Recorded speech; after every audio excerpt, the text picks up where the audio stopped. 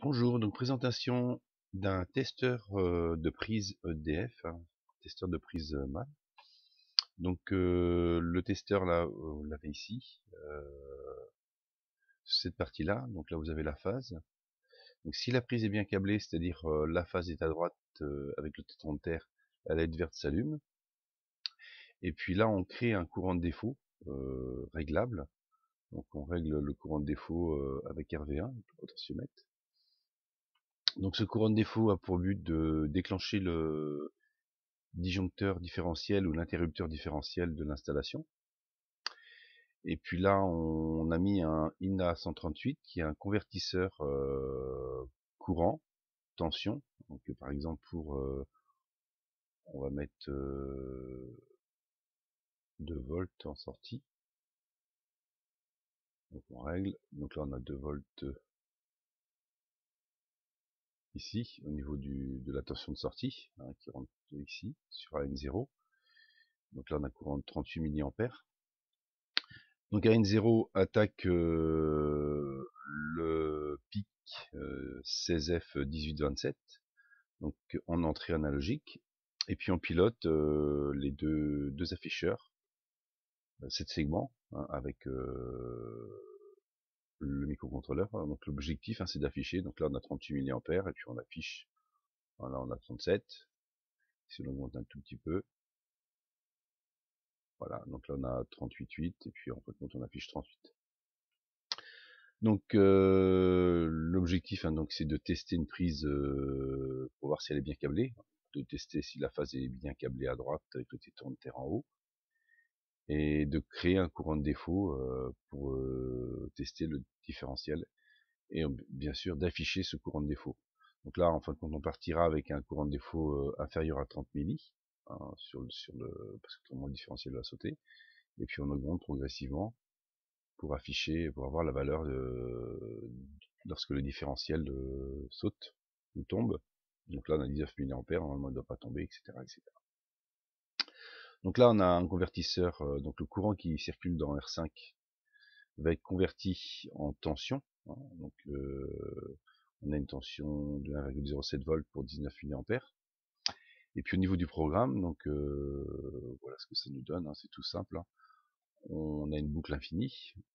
On va récupérer avec un get integer la valeur intensité. Donc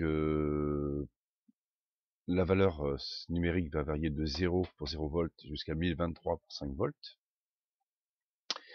Ensuite on a un petit calcul donc là de conversion.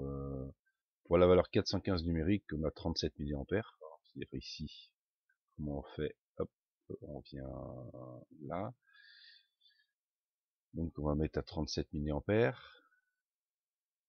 Pour vous expliquer un petit peu comment ça fonctionne. Donc là vous mettez 37.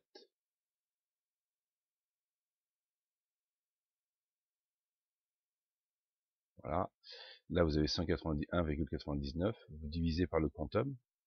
Donc le quantum c'est 5 divisé par 1023. Donc ça fait 1,99 fois 1023 divisé par 5. Et donc au niveau de la valeur on va retrouver 415. Et les 37, on multiplie par 37 parce qu'on a 37 milliampères. Ensuite on récupère les dizaines. On va afficher les dizaines, donc c'est la valeur intensité divisée par 10. Et on récupère les unités. Et les unités c'est l'intensité moins dizaines fois 10. Et puis là qu'est-ce qu'on fait? Eh bien on envoie les dizaines, voilà, sur dizaines avec le point décimal à 0 qui n'ont allumé, et puis les unités, on envoie unité sur l'afficheur. Ce qui nous donne en simulation, voilà, donc progressivement, donc pour 2 volts, dans l'an des 2 volts on est par là, on a 37 milliampères. Voilà.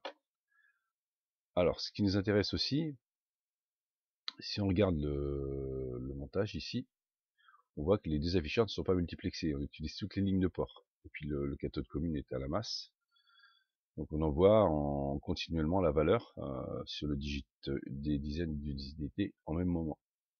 Ce qui est intéressant, c'est d'utiliser le multivexage. Donc là en fin de compte en simulation, vous voyez ça scintille, mais en fait en vrai ça ne scintille pas. Donc on pilote le premier afficheur. avec RA1, et puis on a le même bus de données, et on pilote le second avec RB7. Là, l'affichage est multiplexé. Le montage ici est identique, hein, on a 27 ohms, notre résistance variable ici. Et puis là, on voit qu'on a des lignes de bord disponibles, hein. Donc on a RA1 et RB7 pour sélectionner l'afficheur, et puis le bus de données pour afficher la donnée.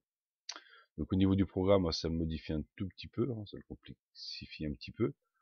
Là, lorsqu'on sélectionnera les dizaines, lorsqu'on envoie les dizaines, on éteint les on éteint donc là on allume les dizaines et on éteint les unités.